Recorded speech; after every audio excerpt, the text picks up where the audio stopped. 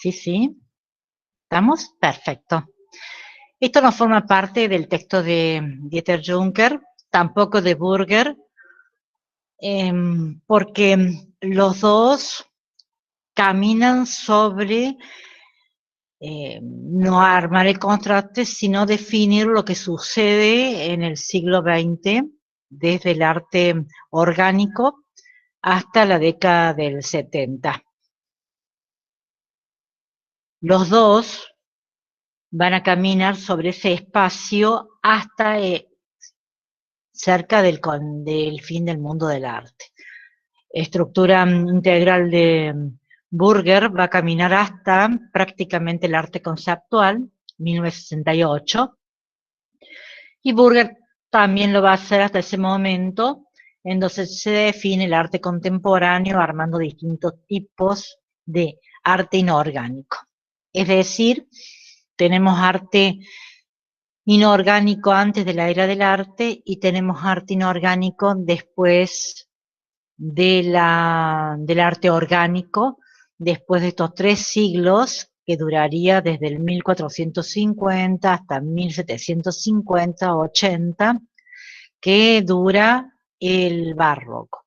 La estructura integral comienza a reducirse en el paradigma historicista y positivista, que pertenece a un realismo de corte monárquico, en donde se da el barroco, el romanticismo, el clasicismo, el barroco y el romanticismo. Y pero Dieter Juncker no lo especifica de esa manera, sencillamente dice que ese momento de la ruptura o de la reducción es cuando comienza a pensarse en una estructura sintáctico formal en donde se ha separado, se ha reducido, se ha despejado el fenómeno figurativo que unía toda esa estructura integral.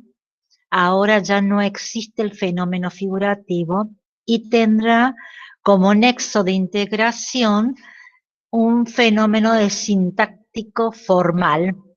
Ese fenómeno sintáctico formal nos lleva hacia el arte anobjetual.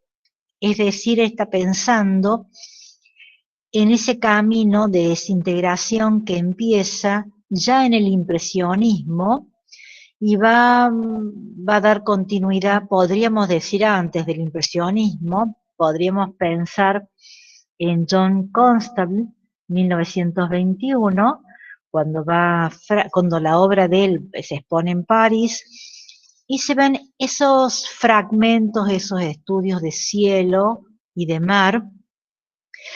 Ahí obviamente cuando la obra se ve como fragmento se destruye la inmanencia, y los impresionistas van a tomar varios pensamientos de la obra de Constable.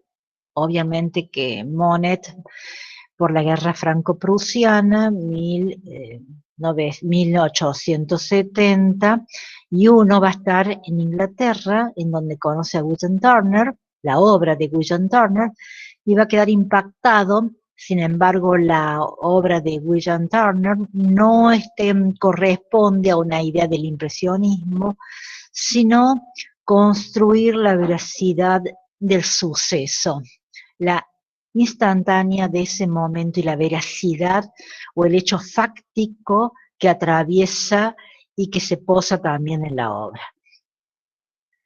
Ese recorrido todavía no lo hemos pensado, no hemos pensado seguir el recorrido tal cual de Dieter Juncker, ni tampoco de Burger. Sí nos van a servir como apoyatura cuando, en el caso de Dieter Juncker, hablemos sobre la vanguardia,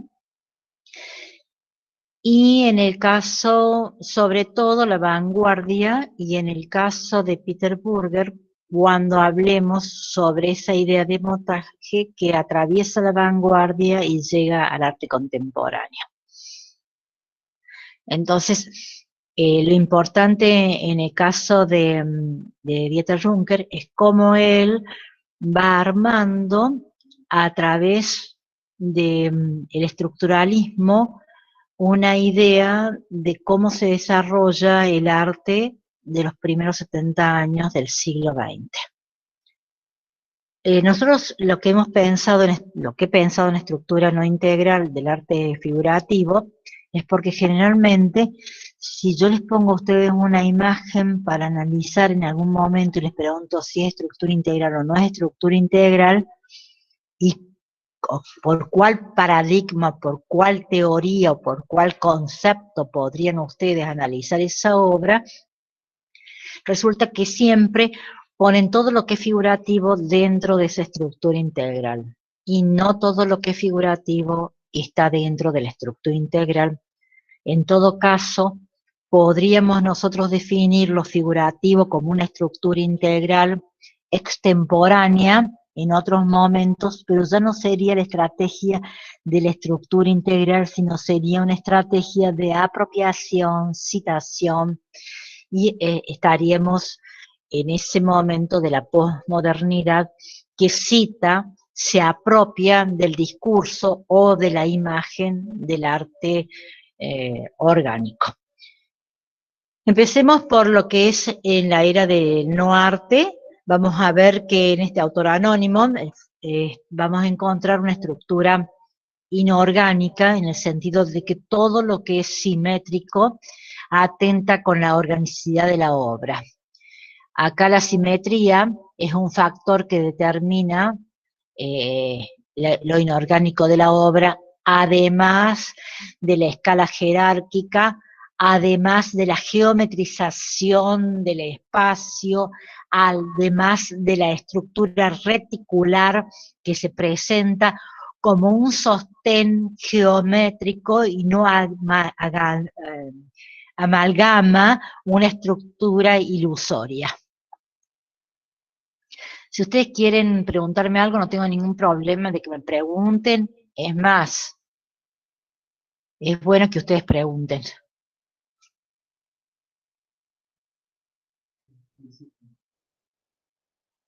A ver quién se quiere sumar. No veo a nadie más que se quiere sumar, pero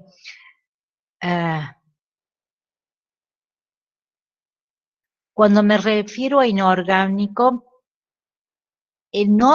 no significa únicamente lo no natural. En el caso del arte inorgánico del medievo sería una estructura jerárquica dada por una idea de una iconografía sagrada, ¿cierto? De crear obras que se alejen del paradigma de la figura humana naturalista para caminar sobre una imagen que califique más hacia la deidad. En el caso de la imagen católica hacia Cristo, ¿cierto?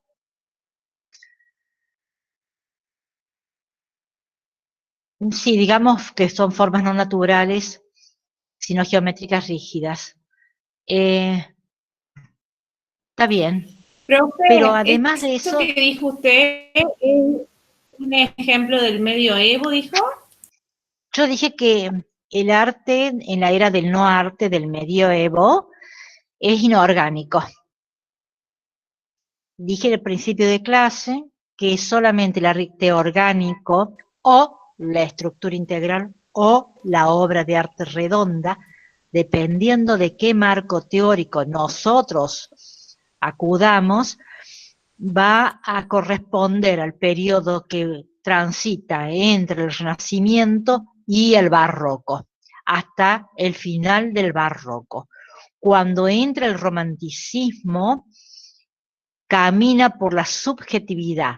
La subjetividad da prioridad a la emoción. Entonces, ese arte no es que no, la última cena no dé una idea de emocionalidad, sino que en el arte del romanticismo empieza el individuo a ser importante como tal. ¿Se dan cuenta? Entonces, el individualismo, el sujeto cartesiano, cogito, ¿cierto? El sujeto pensante, el sujeto individuo, el sujeto de yo pienso y existo, es el sujeto que se termina de formar o se empieza a cerrar ese sujeto cartesiano de una ontología bipartita, cuerpo y alma, cuerpo-mente, ¿cierto? En el siglo XVII. Es ahí cuando el individualismo comienza a socavar esta idea, ¿cierto?, de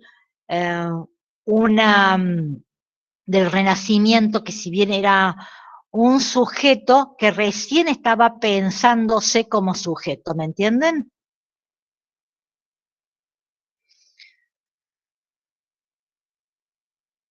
Sí, algunas compañías quieren, pero nadie me Sí, pide profe, admisión. gracias. Yo necesito la admisión para hacerlos entrar. El pedido de admisión. ¿Está claro? Cuando aparecen en la pantalla yo los hago entrar. Entonces, vuelvo a insistir. El arte del pasado, antes de la era del arte, sí era inorgánico. Obviamente respondía a un canon jerárquico que estimulaba o intentaba educar a través de la iconografía y que debía estar alejado de la mímesis del mundo natural justamente para caminar sobre el mundo celestial. ¿Estamos?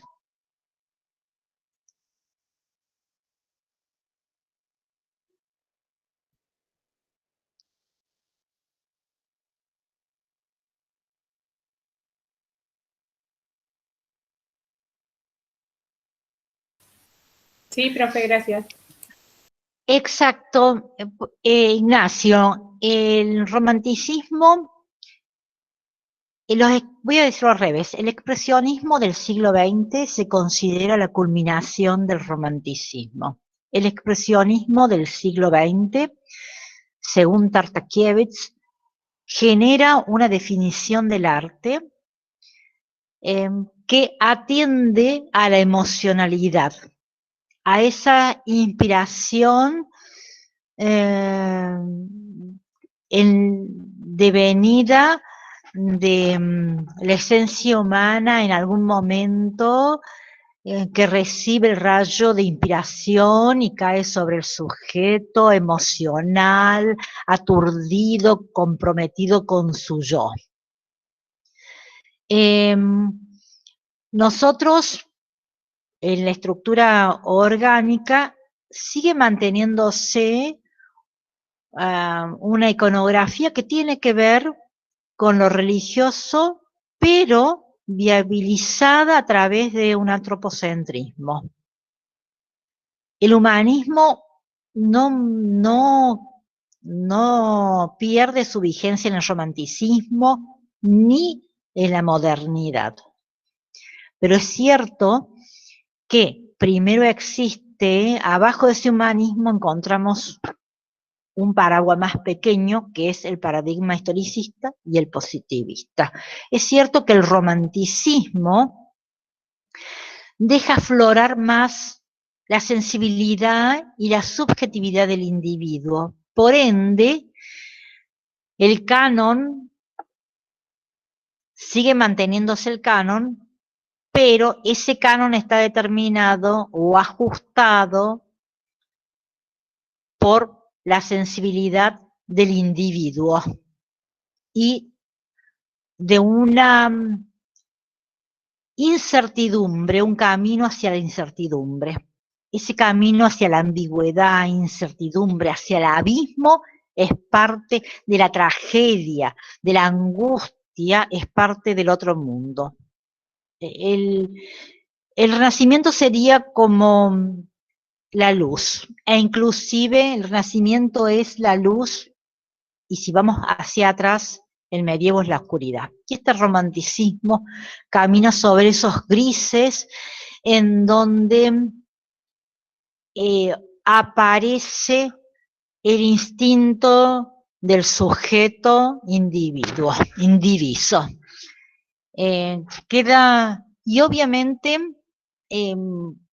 entra a plasmar la fenomenología de la percepción.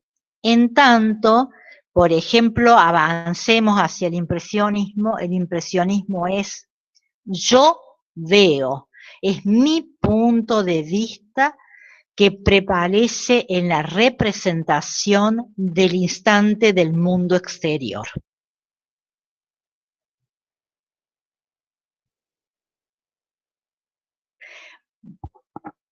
Yari o Lari, Lari o Yari. Sí voy a dar ejemplos de Lari, perfecto, Lari. Voy a dar ejemplos de estructura no integral en la relación de estructuras formalistas, pero no hoy. Hoy voy a tratar de cerrar esto, porque ya con esto ya hemos abordado con una síntesis todos los siglos pasados. Vamos a volver en el humanismo a dar algunas definiciones para poderlo contraponer a lo que es poshumanismo.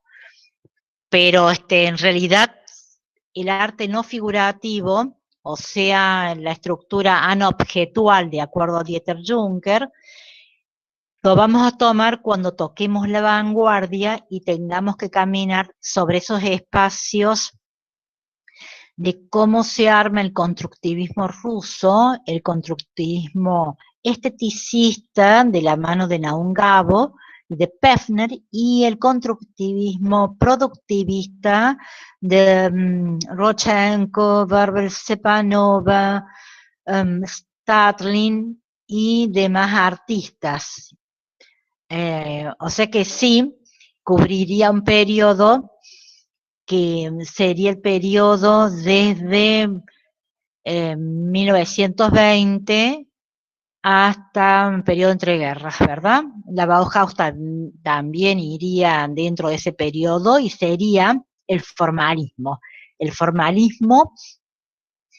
del constructivismo, el formalismo de la Bauhaus, porque son distintas tipologías de formalismo, sobre los cuales se asienta cada una de las tendencias. Volvamos ahora a la estructura no integral dentro de la figuración. Fíjense acá, tenemos otra del arte del medievo, ¿cierto? Del medioevo, y vamos a ver cómo el antinaturalismo, si quieren, y el arte inorgánico de las distintas proporciones, la variabilidad de las proporciones cuando ya estamos dando una imagen de volumen en los claros oscuros. Vamos a ver esta figura sagrada de la Virgen, del Socorro, está en Yale. Fíjense cómo esta Virgen, que podríamos ubicarla dentro del Renacimiento, fíjense cómo mantiene el fondo dorado. La estructura integral no puede haber elementos diferentes, heterodoxos. Tiene que haber todos elementos homogéneos, heterogéneos. Tiene que haber elementos homogéneos todos. Ha puesto el dorado del fondo para mostrar, acá puse representar, el icono de la Virgen, cómo se suspende, cómo emerge, cómo se contiene en ese espacio sobrenatural impregnado del Espíritu Divino. Entonces, justamente cuando define el icono bizantino, lo define San Sebastián como el signo visible de lo invisible.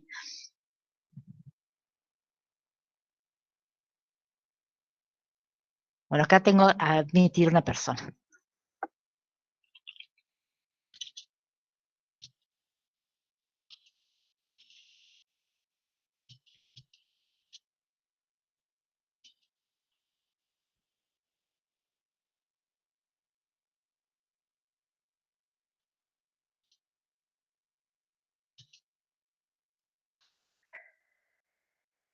Volvamos. Entonces, fíjense en la próxima.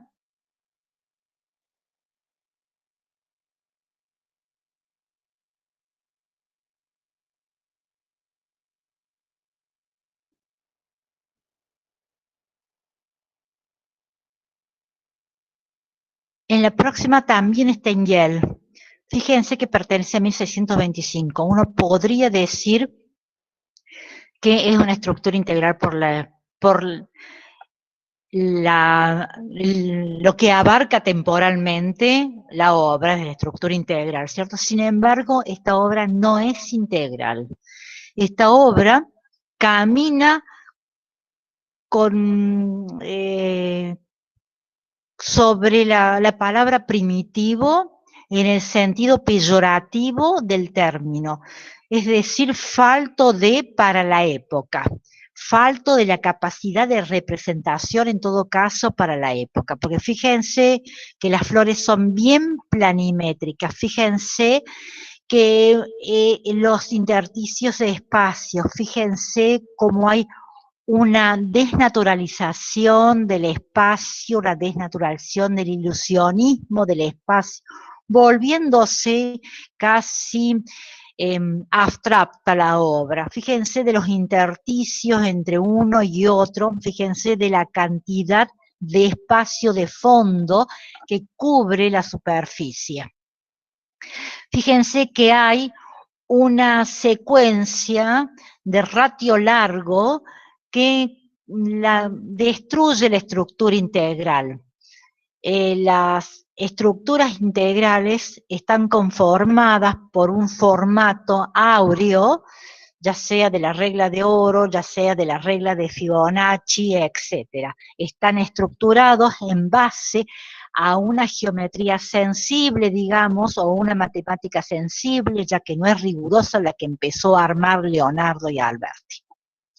Inclusive Oso la Maddalena va a trabajar sobre, es una artista menor dentro podríamos decir como esas señoras que pintaban porque debían pintar, o debían hacer algo dentro del tiempo que tenían libre. Como se usaba antes, que las mujeres tenían que ir a piano, corte y confección, cocina, pintura, bordado. Como siguiendo el estigma de la familia o siguiendo lo establecido por la familia. Y cuando mostré las dos, fíjense que mostré dos obras de Yale, de la facultad está en Estados Unidos, de la Universidad de Yale. Todo lo que sea de arte del Renacimiento es muy malo lo que tiene esa colección. Lo que tiene bueno es de arte norteamericano, tiene obra de Nevelson en sus espacios de jardín, tiene obras de Smith, tiene obras muy interesantes de David, tiene obras muy interesantes de lo que es el arte contemporáneo norteamericano. Y tiene obra interesante de lo que es la cultura, el arte africano y de las culturas otras. Digo las culturas otras pensando desde Foucault, desde la teoría discursiva de Foucault. Fíjense, un excelente barroco, Francisco Zurbarán, sin embargo, esta no es una estructura integral. Una de las cosas que hace que no sea una estructura integral es que tiene la misma ordenación que la obra anterior, con una mejor resolución técnica. Sin embargo, no hay una estructura de guión que se consolide, que sean solidarias cada una de las partes y que responda a una narración en común. Son una serie de elementos puestos uno al lado del otro, casi un orden tautológico. Por otra parte, tenemos el fondo, que se manifiesta como una geometría, como una abstracción, como un fondo abstracto, un fondo casi infinito, un fondo que no remite a un espacio real, sino a un espacio abstracto.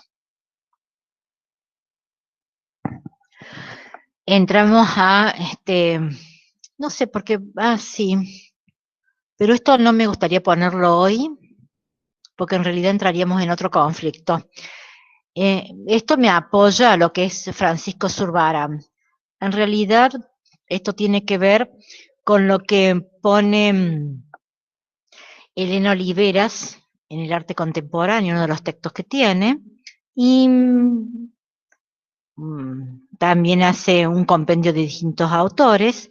En el caso habla del problema de la ambigüedad en la página 73 o 78, y habla de la categoría de lo ambiguo. Entonces hace referencia que en realidad la ambigüedad era un atributo negativo en el arte del pasado, y en lo que corresponde al arte pasando la estructura integral, en el siglo XX sobre todo, la ambigüedad se vuelve una categoría positiva y característica que se privilegia en la poética contemporánea.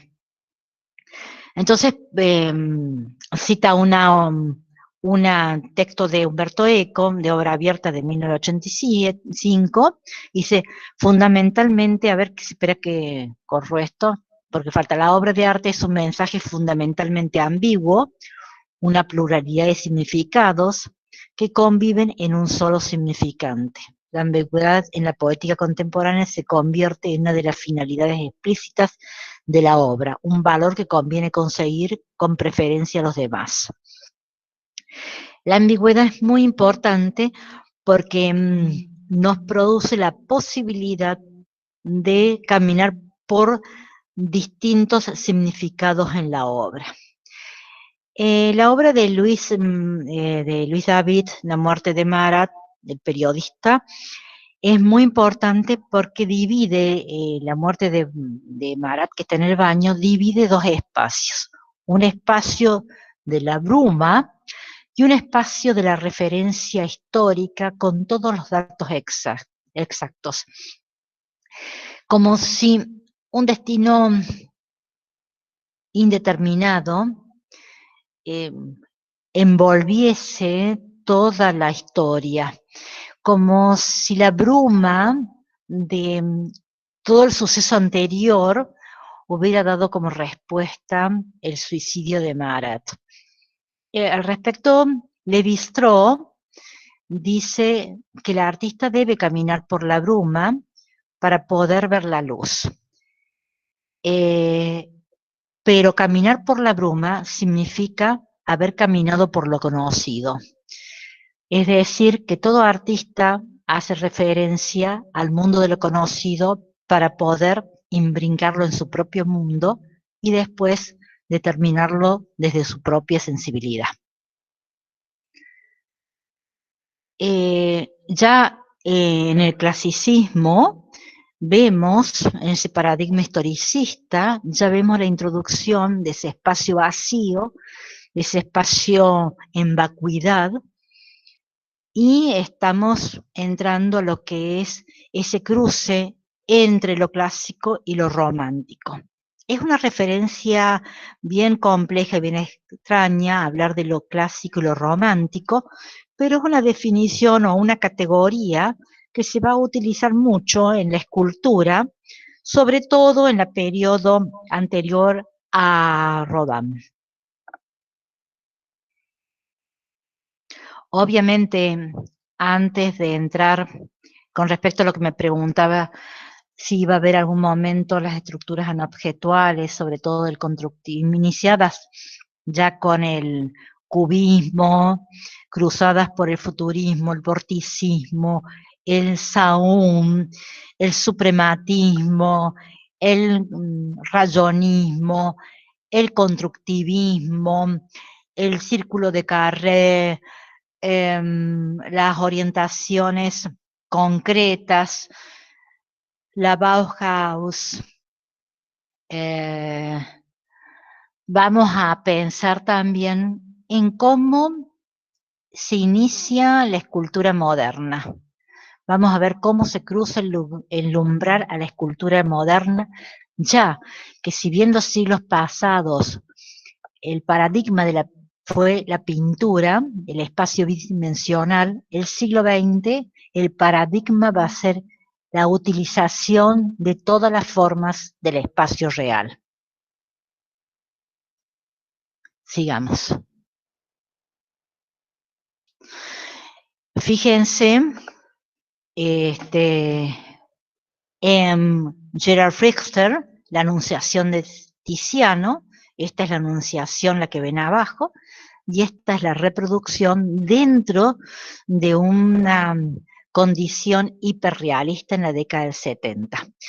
Gerard Richter va a trabajar en ese periodo, sobre todo las imágenes, una apropiación historicista desde desfocalizando la imagen como cruzada por la tecnología.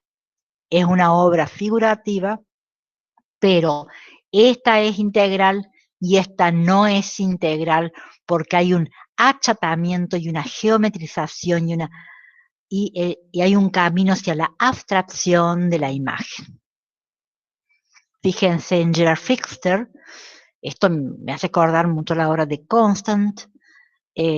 Vamos a ver un fragmento de mar.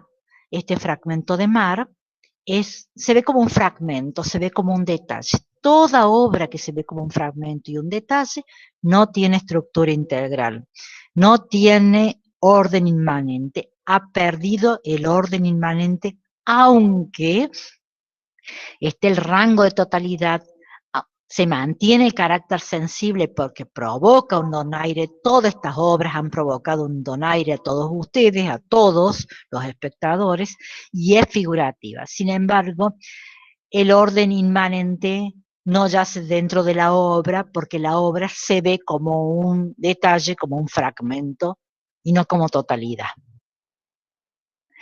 Fíjense, estamos en 1890 y vamos a ver la obra de John Friedrich Peto, que es una pintura, no es un ensamblage ni es un collage, sino que es una pintura y que va a trabajar con esta idea de trampa-ojo, es norteamericano.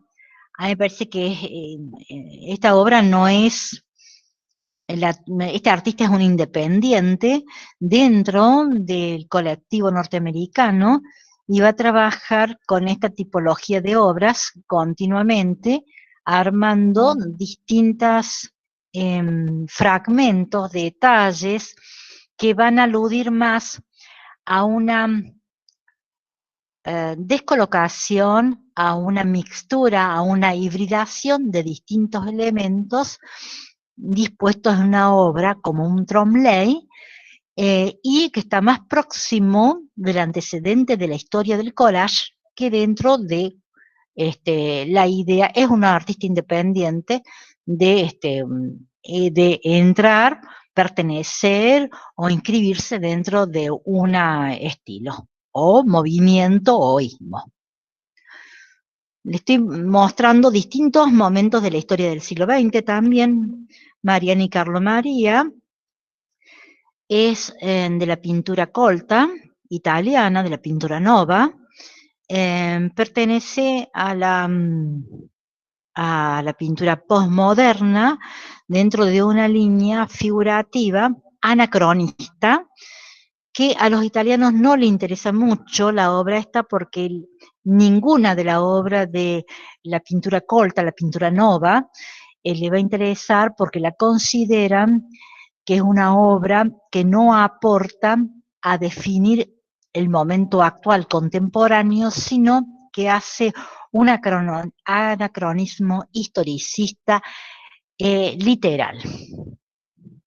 Sin embargo, acá vemos que tampoco cumple, es una figuración, pero no cumple lo que es una estructura integral. Además, cosa que tenía también ese camino al arte inobjetual de la estructura no integral de Dieter Juncker, vemos que la pincelada y el gesto, la impronta del artista en algunos lugares se hace notorio tanto para perder el efecto o contrapuesto al efecto de lo que es perder la huella, para no dejar la impronta del artista y no dejar que la pintura se vea como pintura, sino que se vea como un ilusionismo en grado de orden y armonía del mundo exterior. Traje uno de Buenos Aires, Campanucci. Fíjense este kit del kitsch, una pintura hiperrealista, fue presentada en 1976 en el Museo Carafa en Córdoba. De Campanucci traje otra, tampoco pertenecen a una estructura integral, obviamente, no solamente por la época, sino porque fíjense que acá hay dos imágenes absolutamente distintas, que una oficia de marco y otra de la propia iconografía de la pintura, que remite a dos estilos distintos, una la del firulete, ¿cierto?, de la tradición de los ómnibus, y otra de un hiperrealismo que es de una estética de inadecuación estética, lo que se le llama el kitsch, dentro de lo que es un repertorio de kitsch. Y finalmente otra, Hijitus, del mismo autor. Tenía de Richard Estes. Este es un artista hiperrealista pop que va a trabajar sobre una fuerte iconografía hiperrealista. El hiperrealismo no es un estilo, sino que es una condición superlativa técnica. No es un estilo porque toma de distintos estilos. Vamos a encontrar un hiperrealismo expresionista, un hiperrealismo constructivo. Vamos a encontrar distintas tipologías de hiperrealismo, como un hiperrealismo pop.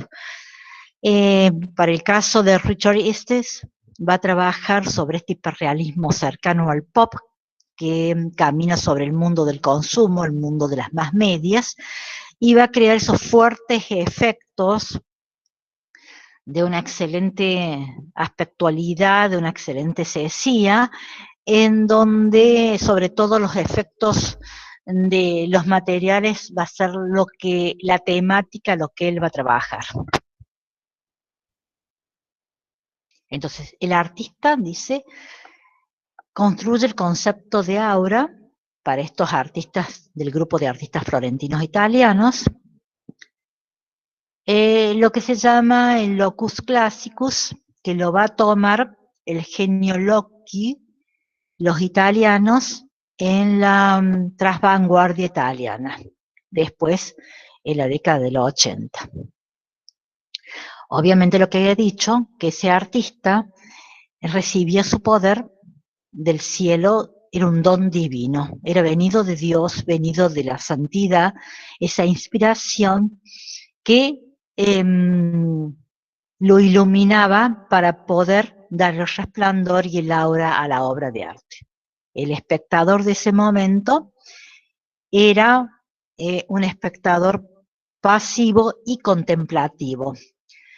Pasan de un camino del arte medieval, de la oscuridad del medievo, pasan de tener un espectador que debe ser educado a un espectador complaciente, a un espectador que siente placer estético, un placer que en filosofía se diría experiencia estética. El papel del espectador es pasivo, de contemplación, es íntimo y es profundo. Para la recepción, para la teoría de la comunicación es la recepción, para la filosofía es la experiencia estética. Bueno, eso a la última, bueno, esto ya lo mostré, así que no lo voy a... Dejé otro repertorio de imágenes por si acaso ustedes necesitaban alguna más.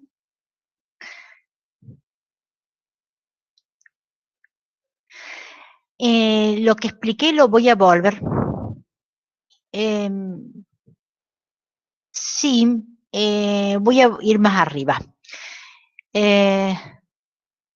Ustedes me están hablando de pareciera flotar. Son las imágenes de esta mujer de las naturalezas muertas que estaban en esos floreros, ¿cierto? Sí, parecen flotar porque no tienen ninguna forma de apoyo y hay un contraste muy fuerte entre clave alta y clave baja, y eso hace que no haya un esfumato, la imagen sea planimétrica y por eso parece flotar bien.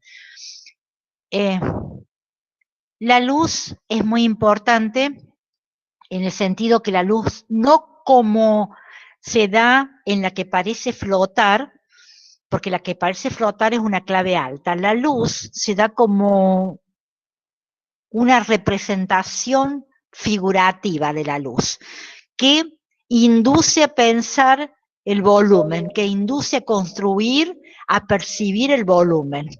¿Se dan cuenta?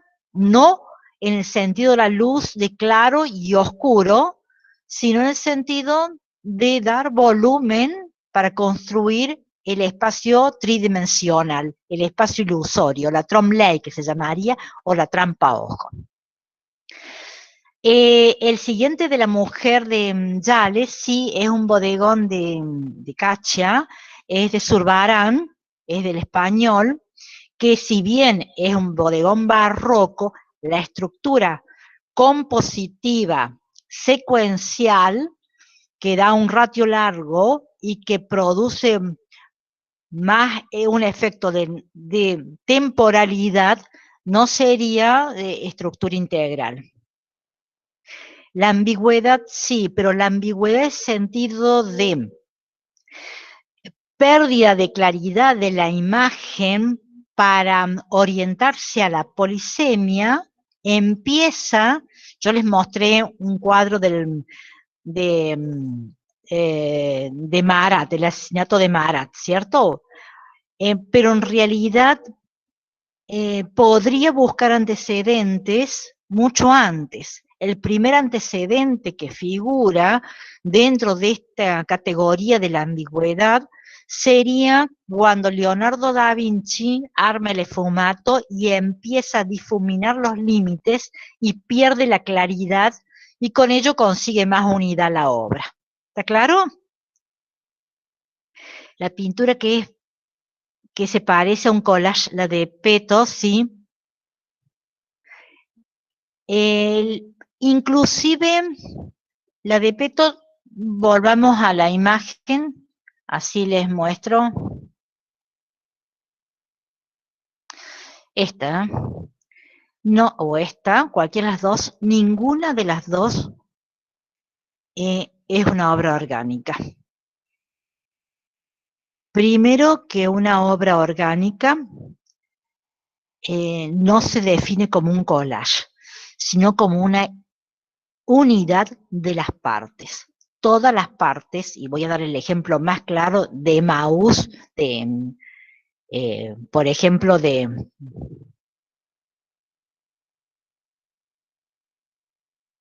ver,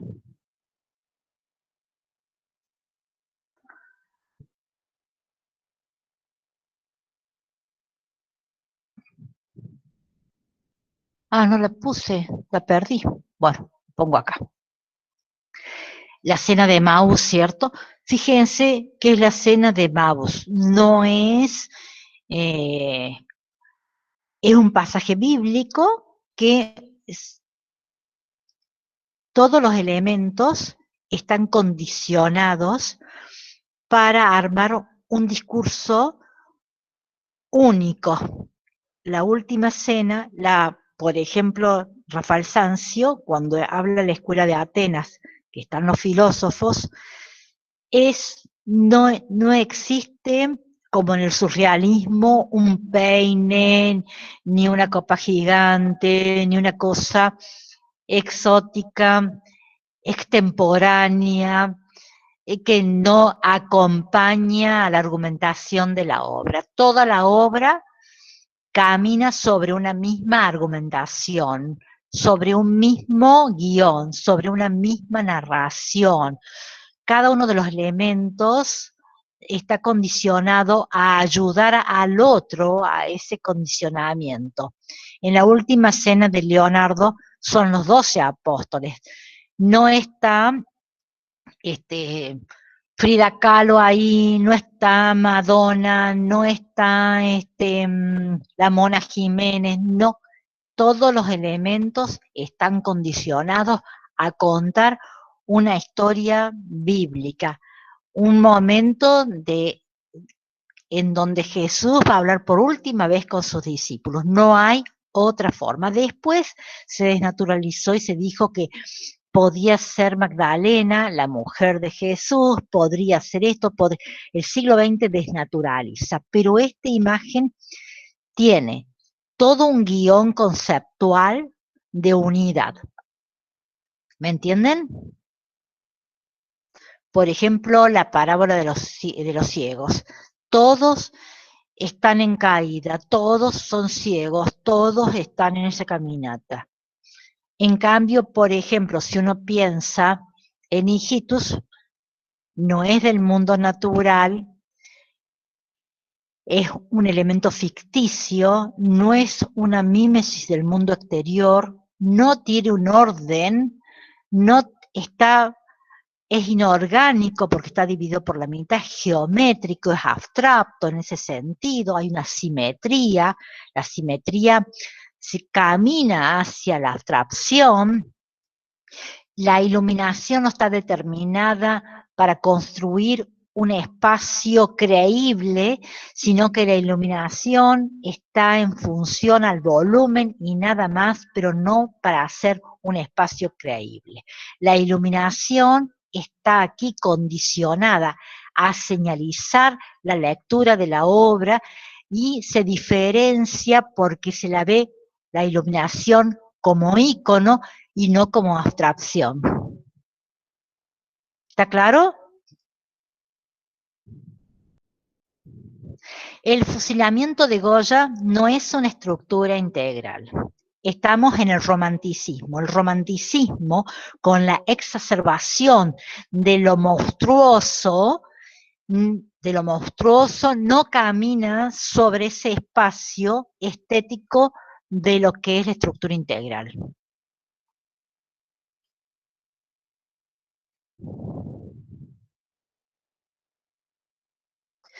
Los comedores de papa de la obra argentina, ¿me estás hablando?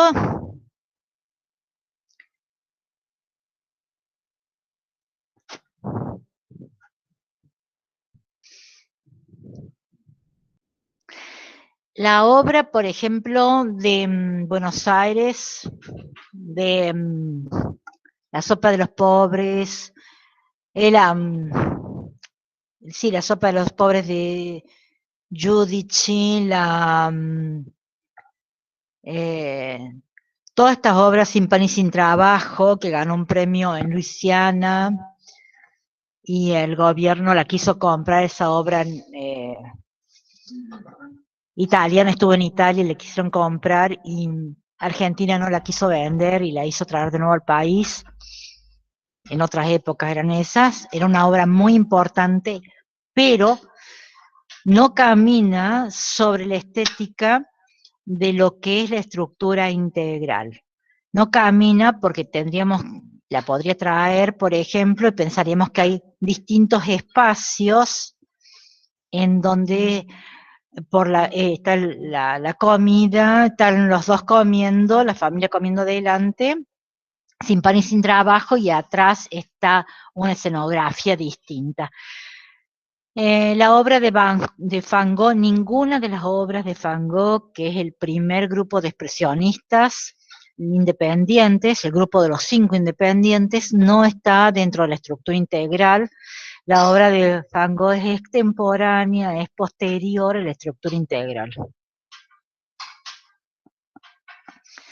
Ninguna de las obras de Van Gogh, el carácter se pierde ahí, en la obra de Van Gogh, la estructura integral, porque si bien son obras figurativas, son obras que en algunos casos distorsionan el espacio, y son obras, sobre todo, que la pincelada rítmica lineal camina hacia la abstracción y no hacia construir una figuración, un ilusionismo.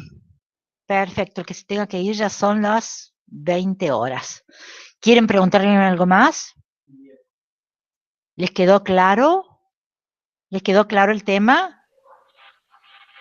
Después les voy a mandar un ejercicio para que hagan.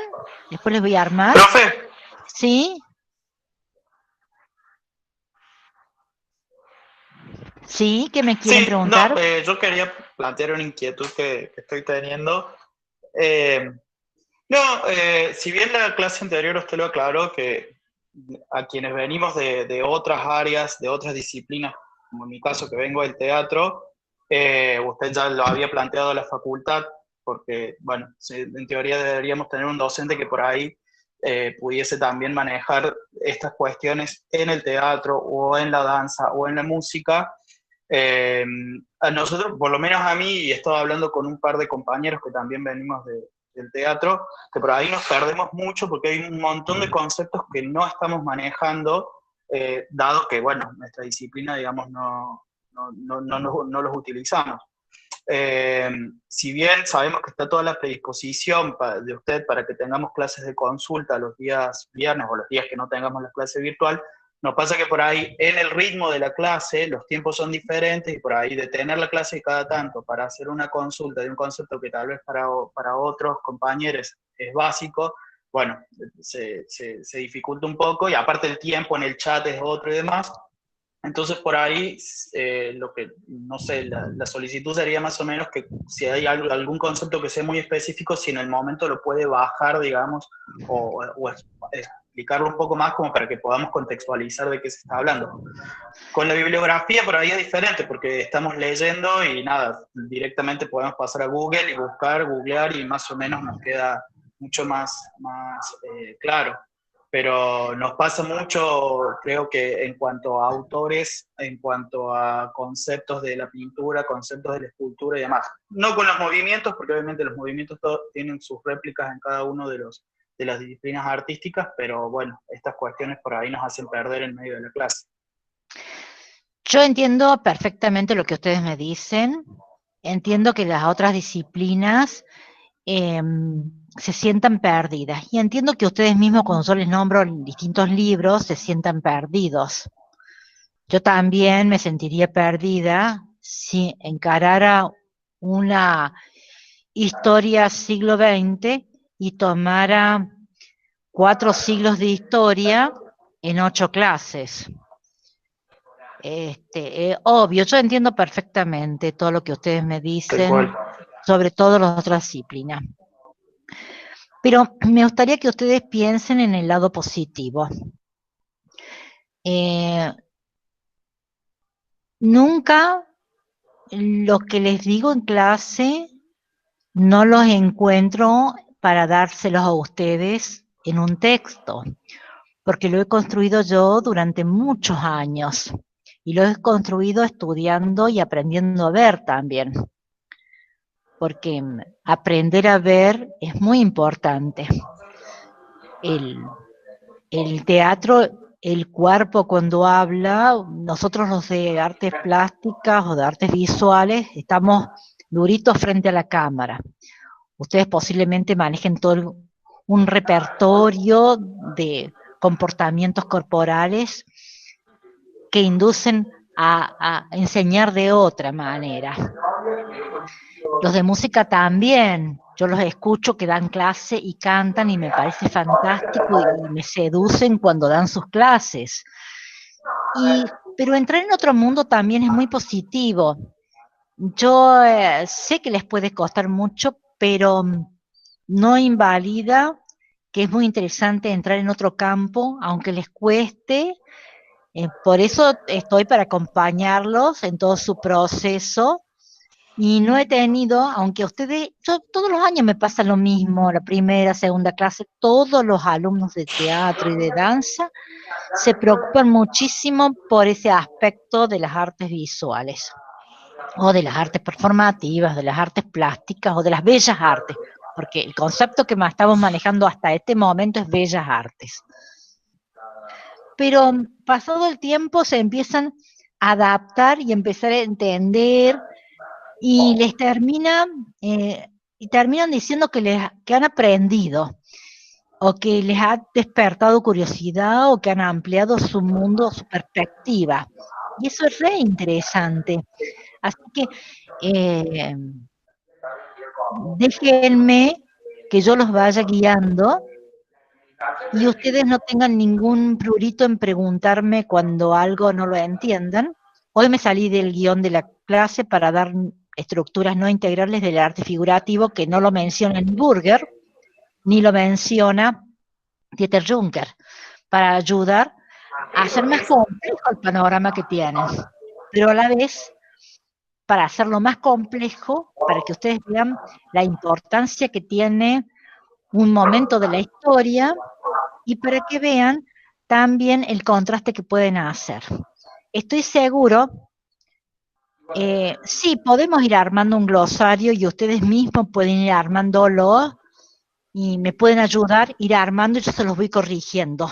De todas las palabras que tienen, me lo van armando y yo se los voy contestando y ajustando. ¿Estamos? Estoy perfectamente dispuesta a que ustedes lo hagan al glosario y yo ayudarlos a construirlo y revisar cuáles son las palabras que les interesa, el significado y la perspectiva y el origen. Pero José, no te hagas problema porque todos los años me pasa el primer mes, el segundo menos y el tercero casi nada.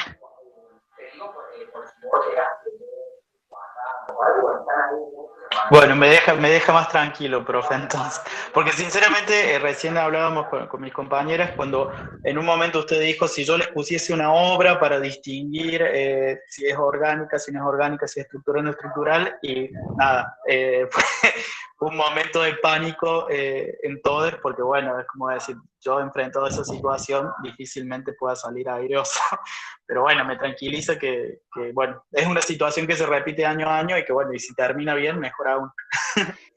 Yo les he desnaturalizado porque fíjense que dice, Burger tampoco dice que hay excepciones del arte orgánico dentro del arte orgánico.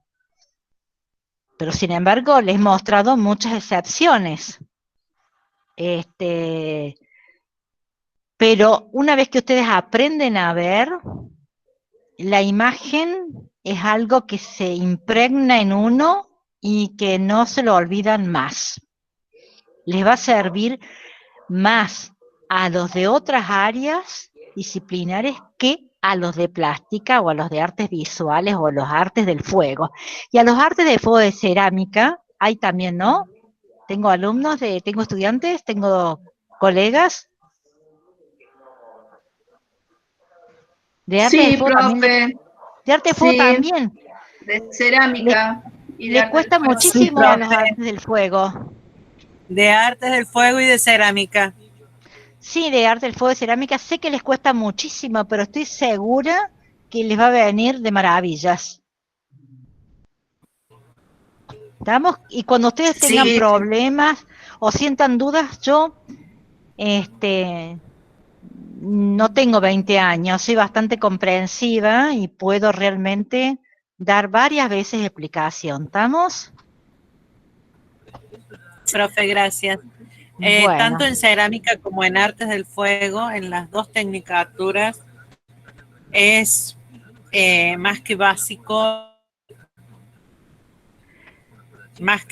no hay análisis de obra prácticamente. El léxico técnico de Irene Crespi y Jorge Ferrario es un texto de la década del 70, les aviso a Candela. Es un texto muy viejo, Candela. Es un texto que van a encontrar errores cuando estudien, por ejemplo, bajen algunos conceptos y sobre todo de color.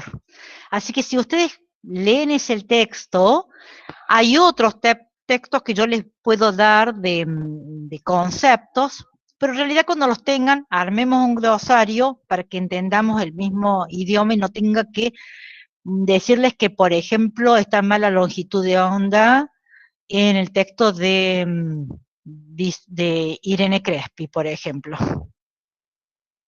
La definición que da. ¿Estamos? O queda el problema de Crespi, lo voy a volver a ver ese texto, hace mucho que no lo leo de nuevo, porque fue un texto básico cuando estudié en la universidad en la década del 70. Es que es un texto que ha perdido vigencia para muchas cuestiones del arte. Entonces, déjenme que cuando ustedes lo vean y pongan la definición, me la dicen, la cotejamos, la discutimos y volvemos a armarla. ¿Estamos?